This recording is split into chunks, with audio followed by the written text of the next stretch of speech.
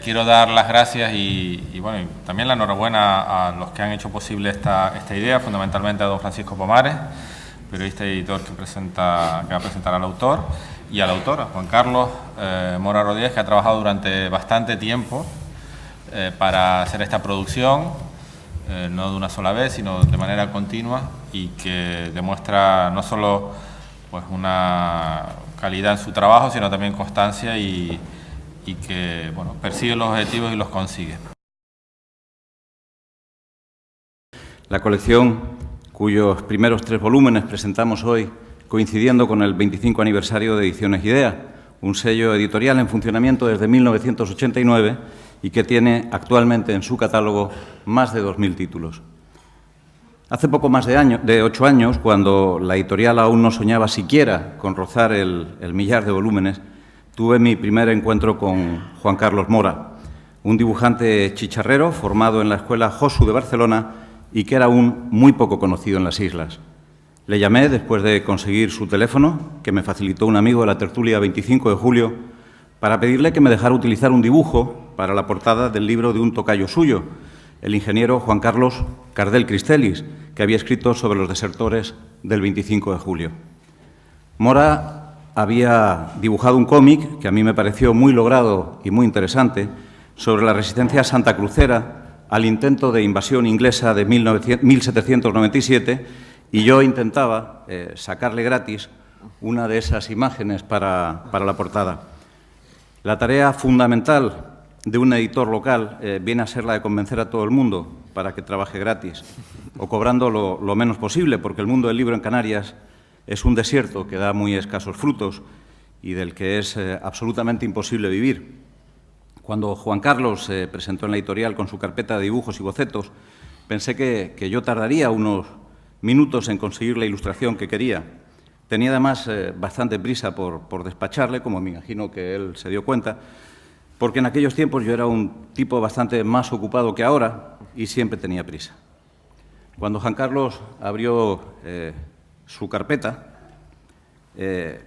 desplegó su contenido sobre mi mesa, se produjo un fenómeno que aún recuerdo. Sentí el mismo poderoso impacto estético, ese escalofrío de placer visual que sienten por primera vez todos los que ahora, 8 años más tarde, se acercan a sus imágenes, ya ordenadas y convertidas en el inicio de un largo ciclo sobre la conquista de Tenerife por los castellanos, el sometimiento de los guanches que se integraron y el exterminio de los resistentes. Juan Carlos apenas había dibujado las primeras 4 páginas del primer libro, la presentación del joven Ancor, hijo y nieto de Mencelles, e hilo conductor de un épico serial sobre las vicisitudes del pueblo aborigen en los primeros años del brutal encuentro con Europa. Como tantos otros de mi generación, soy un lector esforzado de historietas y de cómics desde mi infancia. En mi formación vital, en la mía, y me imagino que en la de Juan Carlos también, pesan probablemente mucho más el reportero Tintín y el viajero Corto Maltés que lo poco que aprendí en el bachiller. Pero también soy aficionado a la historia y un amante de los mitos y las leyendas con los que se funde y confunde la historia.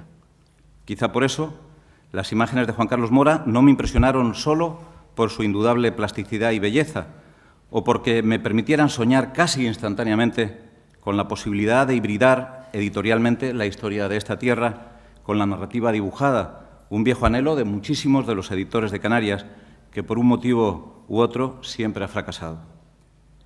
Lo que de verdad me impresionó del dibujo de Juan Carlos Mora fue percibir que su talento había logrado algo hercúleo e imposible para alguien en solitario en estos tiempos de trabajo en equipo, de grandes recursos digitales para desarrollar la creatividad y de tutela multidisciplinar. Juan Carlos habría creado autónomamente y sin más ayuda que la de su propio genio una iconografía moderna del pueblo guanche y con ella, en un momento en el que la imagen parece serlo todo, una aproximación visual a nuestro pasado que de verdad puede resultar asumible y comprensible por el hombre de hoy, acostumbrado a las realidades virtuales y aumentadas, al cinismo estético y al desprecio por todo lo que no aparece en las pantallas de la televisión, en los ordenadores, las tabletas y los smartphones. Los guanches de Juan Carlos, representados en estas 3 enormes imágenes de los Mencelles, Benearo, Bencomo y Ventor, con los que arranca la colección, y más adelante, con la fuerza telúrica de Dácil, la futura doña Mencia, mujer del capitán Gonzalo del Castillo, esos guanches, digo, esos hombres y mujeres son sobre todo fruto de la mitología subyacente en el poema de Viana, pero también del esfuerzo por historiar de Viera. Son fruto del romanticismo de Berthelot y de la voluntad positivista de Bernot, pero son, por encima de todo eso, o mejor, como resultado de todo eso, los guanches de este siglo XXI. Los guanches que pervivirán durante décadas en la memoria y el inconsciente colectivo del pueblo de Tenerife. Y si tienen ustedes alguna duda de que eso es lo que va a ocurrir, nada como acercarse a las redes sociales, donde en menos de un mes la página de los guanches de Mora ha recibido ya más de 73.000 visitas certificadas. Y es que ocurre que, al contrario de lo que a veces se nos dice desde los púlpitos más radicales, antes todos los domingos y ahora a diario, la historia no es una verdad inmutable, sino un fruto más del consenso de las sociedades en cada momento. Estos guanches de Mora, tan de él como a partir de ahora de todos ustedes, de todos nosotros, van a pasar a formar parte del paisaje de nuestros recuerdos, porque se están convirtiendo ya en el referente popular de una historia contada de distintas maneras desde hace siglos, pero que ahora se ha de divulgar a los niños, a los jóvenes y también a los adultos, desde una nueva voluntad de comprensión, de incorporación de esa historia a las cautelas y las previsiones de la modernidad. Juan Carlos lo ha dicho en alguna ocasión al referirse a sus guanches de carne, hueso y papel. En su espléndida narración, ni todos los guanches son buenos, ni todos los que no lo son malos, ni falta que hacen más historias maniqueas. Por supuesto que la conquista fue allanamiento, liquidación y abuso. El pueblo aborigen fue arrasado por la maquinaria de guerra de los conquistadores. Ocurrió en Canarias y después en América y más tarde en África, en parte de Asia y en Oceanía. Así se ha forjado el presente sobre la destrucción y el despojo de los más débiles. Pero el recuerdo de aquellas hazañas y de aquellas crueldades que hoy nos resulta intolerable no puede ser excusa para convertir a los pobladores de las islas en un pueblo irreal de hippies bucólicos o de superhombres altos y rubios y mujeres de ojos negros y tez morena que resistieron numantinamente y sin fisura alguna al invasor. Eso no es cierto. Lo que nos cuentan estos guanches de Mora es la historia de un pueblo que, desde la percepción que hoy tenemos de él, se nos antoja y revela como algo que no solo fue mitología y leyenda, sino también verdad. Es la historia real, porque así lo queremos, de una cultura que fue extinguida y que, sin embargo, nos resulta extraordinariamente próxima y cercana, no necesariamente por razones genéticas, de sangre o de herencia, sino porque es portadora de nuestra común humanidad. Bueno, les pido que me perdonen la perorata. Estoy convencido de que Juan Carlos ha hecho un trabajo importantísimo para nuestra cultura, algo más que escribir con pulso y pintar con brío. Como su editor, habiéndome ganado ese título después de 8 años de esperar ansioso todos los meses sus nuevas entregas, siempre demoradas, como su editor puedo decirles que esta empresa de Juan Carlos es algo en lo que estoy absolutamente encantado de haber participado. Mi gratitud, pues, a este artista intuitivo, modesto, brillante y luminoso, por haberme dado la oportunidad de seguirle en este viaje, y a mi hermana Pili por haber corregido 100 veces acentos, diálogos y tratamientos cortesanos, y al sabio Antonio Tejera por comprender más allá de recelos académicos de algún hacha con mango o algún perro demasiado grande o demasiado pequeño, de qué iba esta historia, cuál era su auténtica esencia y su potencia. Y al amigo Miguel Ángel Clavijo, un nacionalista que cree que su patria es afortunadamente mestiza, hija de 1000 leches y de 1000 vientos. Y al Cabildo, por supuesto, por hospedar hoy el bautizo de esta nueva conquista de Tenerife, con la que queremos llegar, a lo largo de los próximos años, a todas las casas de la isla, a todas las estanterías de la isla. Y gracias, finalmente, a todos ustedes.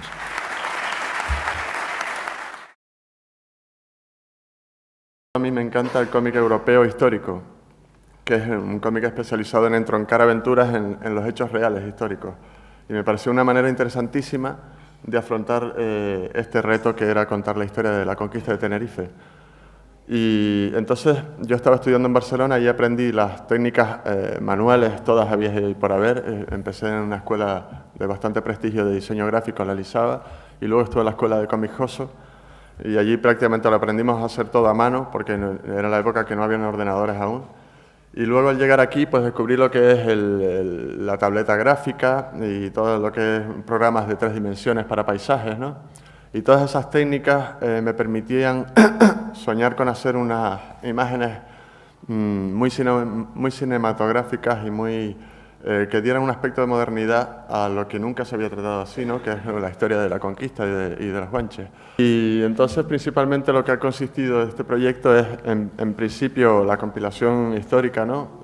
Sobre todo las costumbres, el habla, la vestimenta, los utensilios, las armas, los barcos, bastante documentación, ¿no? Pero es una cosa que a mí me encanta, ese tipo de detalles, ¿no? Porque dan finalmente el ambiente de realidad. Y todo eso sumado a los paisajes en 3 dimensiones y a la gran aspecto volumétrico de los personajes hechos a mano, con la técnica manual de aerografía aplicada con el lápiz digital, pues claro, da un resultado que parece virtual, parece real, ¿no? Y eso era en realidad la intención de este cómic, que fuera unas escenas reales, que no se mitifique tanto a los guanches. Intenté meterme un poco en lo que es el carácter canario. Y eso es un poco de fantasía personal, ¿no? Porque, y se debe también a lo que dice Miguel Ángel Clavijo en el prólogo, que es que yo tengo un concepto quizás un poco bucólico de los guanches, un poco dado por Viera y Clavijo, ¿no? Y entonces procuré darle un poco ese carácter a los guanches, ¿no? Unas personas inocentes, unas personas transparentes, que tienen buena intención y que están disfrutando de la naturaleza y poco más, ¿no? Y quizás en ese sentido pues polaricé un poco el tema de poner a algunos castellanos muy crueles, pero es más que nada por dejar evidencia de lo que es una conquista, que es un hecho cruel, es un hecho que avasalla y que está cubierto de sangre, digamos, ¿no? Yo estoy convencido de que esto es una historia apasionante y que te engancha desde el primer número. Aparte de la documentación y de la exhaustiva que hemos procurado que sea la historia, tiene un componente inmediato, familiar y de aventuras, y que creo que estoy convencido de que les va a gustar. Me gustaría que llegara más lejos, me gustaría ir a la península, de hecho voy a ir al Salón del Cómic de Barcelona a procurar mover esto a nivel nacional. ¿Y por qué no soñar con el mercado europeo? ¿Por qué no? Porque tienen un nivel que está a la altura de Europa, yo pienso, y creo que es una fantástica carta de presentación turística y cultural para nuestra isla, y que además de todo eso, en la propia isla puede generar un debate de si es cierto, de si no, de si me gusta, de si no me gusta, en que reavive la llama de la cultura aborigen de una manera apolítica, sino más bien de una manera patriótica, de esta que te salga del pecho, porque todos los canarios llevamos eso dentro, ¿no?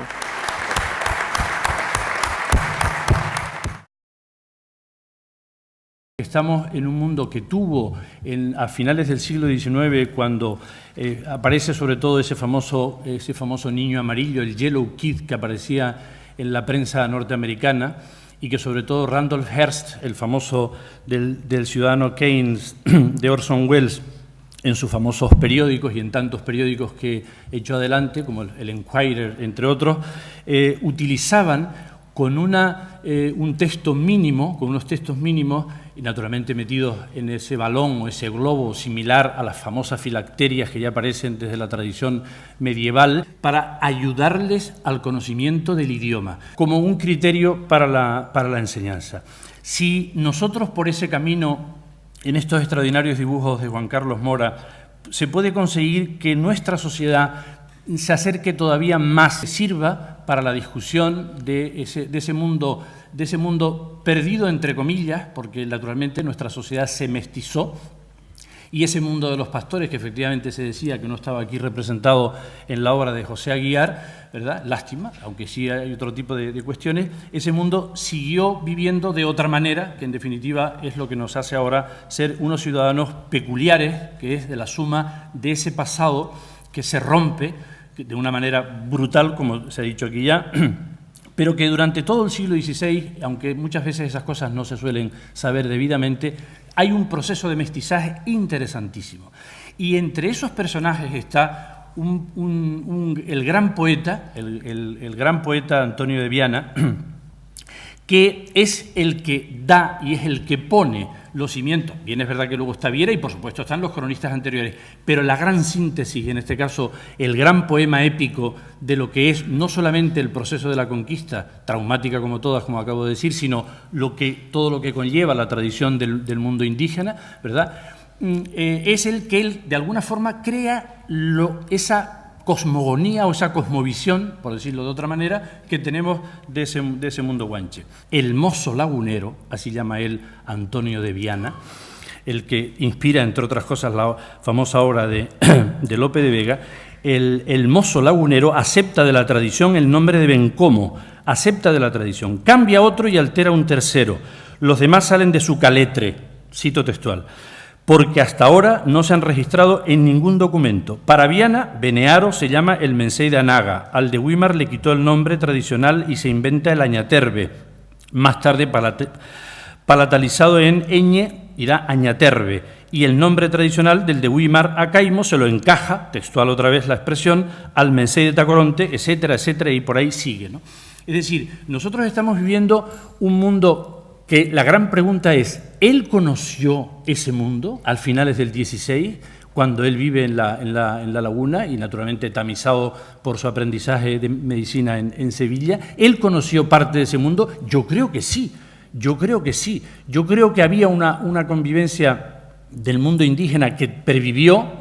No hay que olvidarse que don Diego de Adeje, que luego tendrá el famoso apellido de Delgado, llegó a la laguna en los primeros años del 16 y tenía que utilizar un lengua faraute o trujimán, es decir, un intérprete para entendernos, porque él no sabía hablar sino su lengua guanche, ¿no? Probablemente él conoció ese mundo. Lo digo porque todavía esa parte nos falta por entrar en detalle. ¿Cómo se produce esa visión del guanche? Pues probablemente no hay que traumatizarse en ningún caso de si la visión que tenemos es la real o no. Hay información en las fuentes literarias en las que, como ha hecho Juan Carlos muy bien, uno recrea esa figura, pero no es una cuestión de pura ficción, sino a partir de datos perfectamente fidedignos, ¿no? Y tenemos algunos de los hechos singulares que dio pie a la última novela de mi buen amigo Juan Manuel García Ramos, el famoso problema de ese guanche, de ese mensei, perdón, que no sabemos quién es exactamente, que después de la conquista hace todo un periplo y termina estando en el Corpus de Venecia en los primeros años del siglo XVI. Hay ese otro mundo de la visión del guanche, que no es la de Juan Carlos solo, sino es la de toda una tradición de 5 siglos, porque los seguimos teniendo presentes. Está en nuestra historia y como alguien a veces nos dice, pero es que aquí no hay más historia que esa. No, hay otras historias. Pero es que esta es la historia del origen, del mito del origen, es la base de la circunstancia y por tanto no hay que sorprenderse de que eso sea de esa manera, como en tantas otras sociedades que se fundamentan sobre un pilar de, en este caso, 1500 años de historia desde que se produce el poblamiento. Si efectivamente se consigue con esta obra, que a mí me parece espléndida, como aquí se ha dicho, efectivamente, el volver a retomar desapasionadamente, porque como dice también, y he utilizado el texto final de Choraneju, que nosotros los canarios somos descendientes de los conquistadores y de los conquistados, en esa especie de lucha en la que no, tenemos que asumir esa historia en las dos versiones, no podemos asumir un trozo de una historia y un trozo de la otra, no, hay que asumirla en su integridad. Y desde luego, si no es así, mal vamos como sociedad de cara al futuro. Solamente darles las gracias y a ustedes por venir. Buenas noches.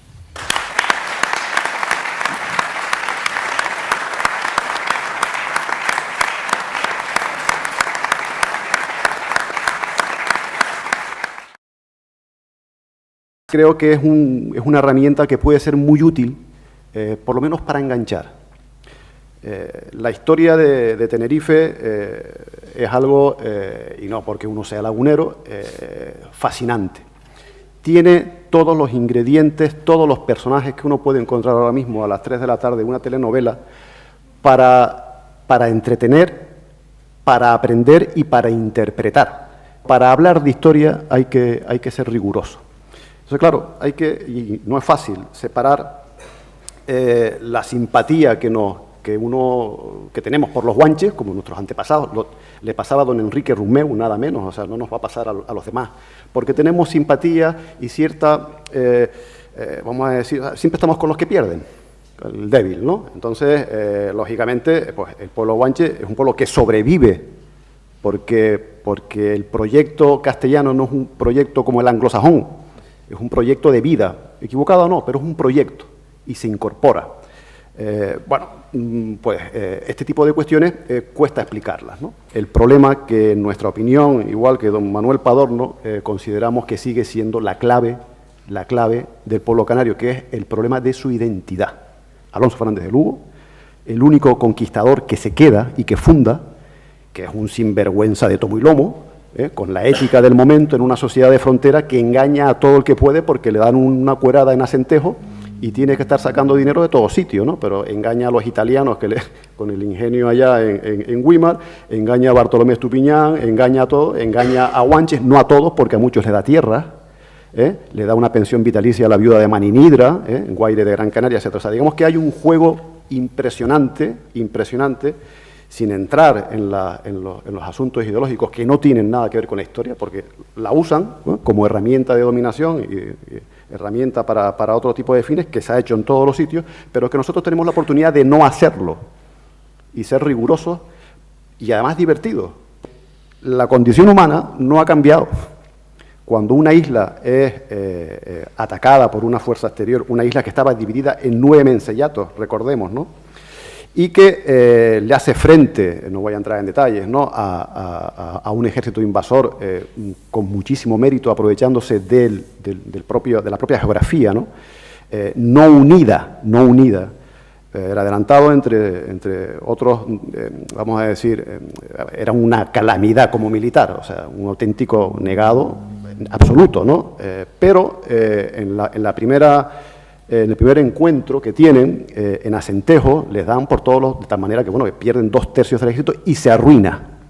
Ahí está el problema de él, ¿no? Sale por la esperanza, los canarios que iban con él lo sacan con una pedrada en la boca que nunca consiguió arreglar y llega hasta la costa, ¿no? Y ya vuelve con profesionales. La conquista se resuelve pues con las tropas del duque de Medina Sidonia, que estaban dando la lata. Habían en esa Andalucía, después de la toma de Granada, se quedaron ociosas y estaban montando follones por donde iban, ¿no? Resuelve la conquista de Tenerife en la batalla de la Laguna con la ayuda de lo que ocurre en América también, ¿no? Las bacterias, ¿no? O sea, los cuerpos descompuestos de los que quedaron, muchos que quedaron en Acentejo, pues generan una infección que hace daño, ¿no? Pero aunque hubiese ganado Bencomo en la Laguna, que se equivocó porque actuó en el llano, la caballería le hizo mucho daño, la conquista hubiese terminado, hubiese sido peor, más dolorosa, ¿no? O sea, Canarias, Tenerife, se hubiese incorporado a la corona de Castilla, sí o sí, porque era los Estados Unidos del momento, y eso es así.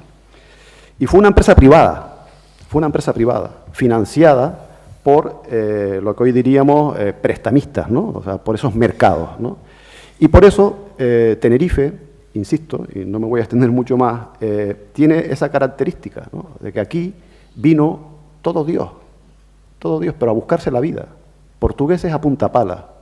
Aquí tenemos a Luis Cola, de los Barrancos, el libro de los Barrancos que habla de Diego dos Santos, ¿no? O sea, Diego dos Santos, amigo del adelantado, ¿no? O sea, vienen portugueses por un montón, vienen flamencos, o sea, vienen judíos huyendo de la Inquisición, vienen canarios que se establecen aquí y que están en la zona de La Guancha, el norte. O sea, el repartimiento de Tenerife no se hace siguiendo criterios que es muy posterior de carácter racista, en absoluto. Eso no existe en aquel momento. En aquel momento lo que existe es la fe. El tema de la raza es posterior, en el siglo XIX, que tanto daño ha hecho, ¿no? Entonces, los guanches quedan muchos en la zona de Weimar y en los primeros cabildos. La historia del cabildo es fascinante, ¿no? O sea, los primeros cabildos, cuando se reúnen en la laguna pasando frío, a punta pala también, en humedad, esa laguna es terrible, ¿no? Los primeros acuerdos, que están todos prácticamente, hablan de qué hacemos con los gomeros. Los gomeros sí que dieron problemas. Los mandaban a buscar y no había manera. Acabaron por ahí por Anaga y ahí siguen, ¿no? O sea, porque nunca los pudieron capturar, ¿no?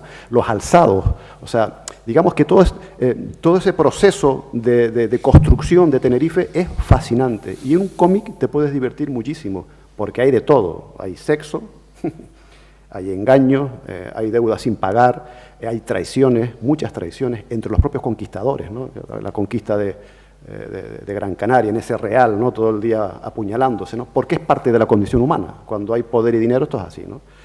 Entonces, claro, yo creo que Juan Carlos puede hacer un trabajo fascinante, fascinante, contando historia tal como es, y además entreteniendo. Para aprender historia de Canarias, la estuve dando más de 20 años, hay que saber historia de España. Si no se sabe historia de España, no se entiende la historia de Canarias. Eso es así. Hay que leer a Eliot, a García Cárcel, en fin, a la gente que es responsable, que no, John Eliot, el gran hispanista, ¿no? O sea, que habla también de la historia del Atlántico, que habla de Canarias, ¿no? O sea, hay que leer a los buenos, ¿no? Antonio Tejera, hay que leerlo también, por supuesto, ¿no? O sea, y yendo a las fuentes, porque las fuentes son realmente las que te dan la garantía, Juan Carlos Mora puede entretener a las futuras generaciones de chicharreros haciendo auténticas virguerías, que es lo que hace, ¿no? Con su talento, ¿no? Entonces, claro, cuando uno ve la historia en un cómic y además te queda el gusanillo, ¿y qué fue de este guanche, ¿no? O sea, cómo sobrevivió, porque sobrevivieron muchísimos, ¿no? Y cómo esquivó a la Inquisición que estuvo dando la lata, ¿no? O sea, eso se puede contar sin ningún problema, ¿no? Yo creo que el cómic tiene que fluir y que tiene que, sobre todo en los pequeños, pero no solo, también en aquellos que les gusta este género, tiene que entrar, fluir y que al final efectivamente suponga para todos también un hito en lo que representa el conocimiento y el sentimiento, yo creo más bien, del pueblo guanche, ¿no? Más allá de sentimientos políticos, que cada uno los puede tener, todos creo que estamos engarzados al sentimiento de pertenencia a un pueblo. Y, como digo, no creo que merezca la pena hacer una épica de la obra, sino dejar que el cómic fluya y que lo leamos, que imaginemos y que de esa manera podamos interpretar lo que fue un pueblo y vernos a nosotros también en esa historia que es la nuestra.